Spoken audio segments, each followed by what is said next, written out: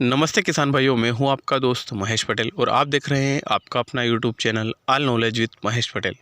तो चलिए दोस्तों, आज की वीडियो शुरू करते हैं। दोस्तों, आज की वीडियो में हम चर्चा करेंगे अफीम की फसल में डोडो की साइज़ को किस प्रकार बड़ा किया जाए।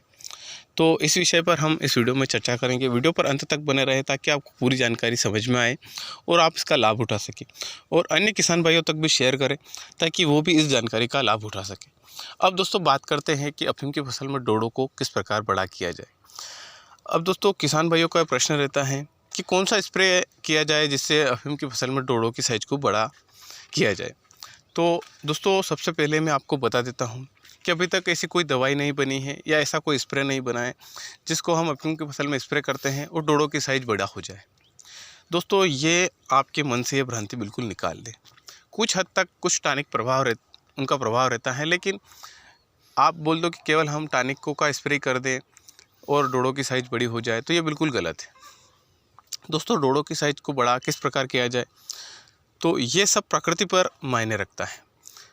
तो हम प्राकृतिक तरीक़ों से डोडो की साइज़ को किस प्रकार बड़ा किया जाए उस पर चर्चा करेंगे। यदि आप प्राकृतिक तरीक़ों को ध्यान में रखकर कुछ क्रियाविधि करते हैं तो निश्चित रूप से आपके अफीम की फसल में डोडो की साइज़ बड़ा होगी।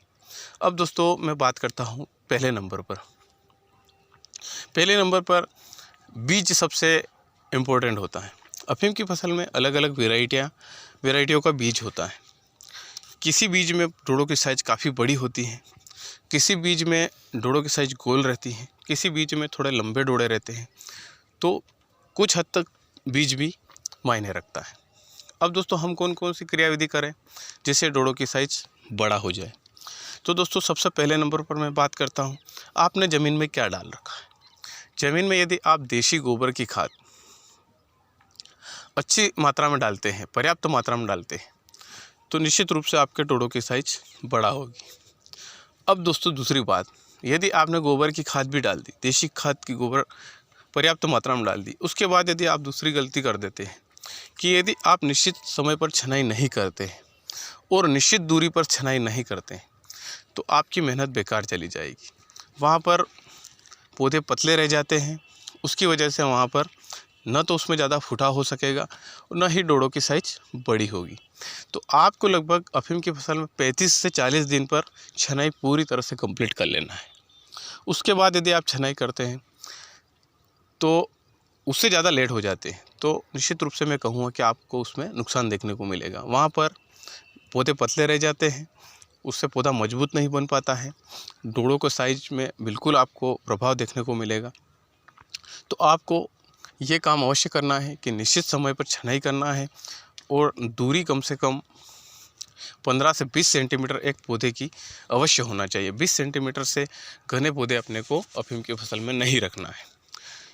तो ये बातों का यदि आप ध्यान रखोगे तो निश्चित रूप से आप देखोगे आपकी फसल में डोडो की साइज़ बड़ा रहेगी।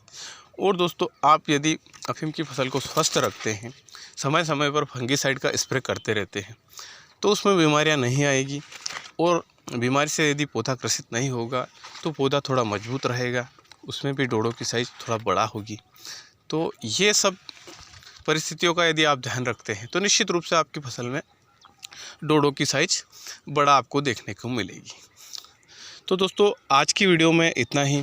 अगली वीडियो में मैं एक अच्छी जानकारी के साथ फिर मिलूँगा। वीडियो पसंद आई हो तो लाइक करें, शेयर करें एवं दोस्तों, चैनल पर नए हैं तो चैनल को सब्सक्राइब कर लें। अगली वीडियो में फिर मिलूँगा। जय जवान जय किसान।